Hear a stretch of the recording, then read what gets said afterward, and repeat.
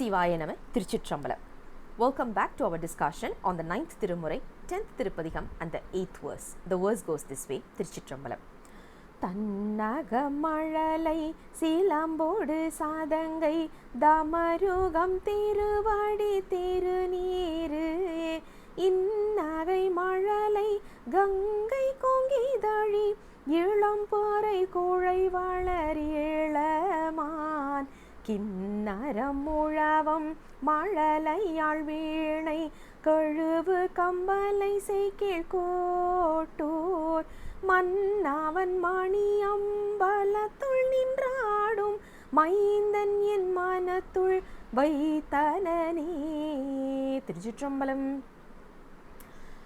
Today's verse is having again a lot of meaning when it comes to researching it in the form of Siddhantam. Today's verse is encapsulating quite a lot of Siddhantam concepts.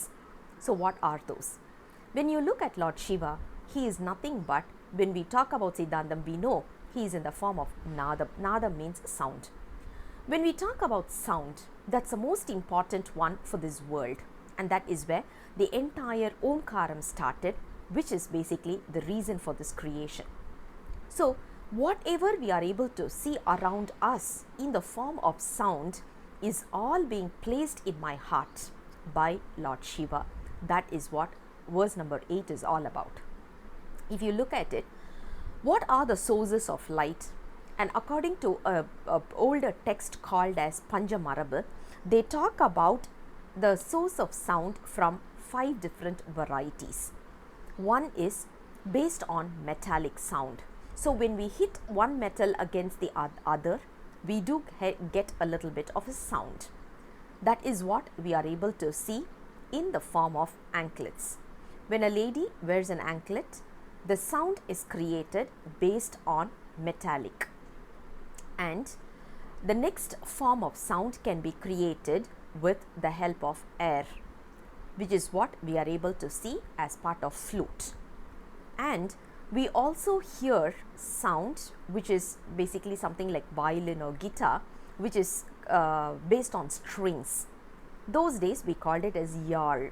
Yal was one of the very traditional instruments based on Indian tradition. That was created, the sound was created based on strings. Alternatively, we can also have something like drums. Drums, we all know, sound is generated based on skin. All these 4 are different varieties. Apart from this, we can also generate sound based on someone singing. So totally there are 5 sources of sound. This is defined as per Panjamarabu, which is a very well known text when it comes to musical notes. So Lord Shiva is placing all these varieties of sound in my heart. That is what on a very deeper level we are able to see. Not only that, whenever we are able to hear these sound, it means Lord Shiva is already there in our heart.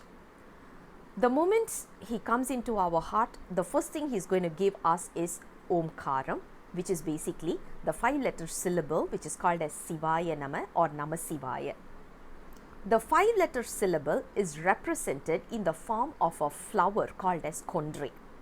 Obviously, when the sound is there resonating within us, and at the same time we are given the 5-letter syllable, obviously there is going to be holy ashes associated with that. So I am also given the holy ashes, which means verse number 8 is all about the divine act of Diksha. So when Diksha is given to us, obviously the only person who is going to stay put in our heart is Lord Shiva. That is what verse number 8 is all about. I'll come back again with the next verse very soon. Until then, Sivaya Nama, Thirukeezhkottur.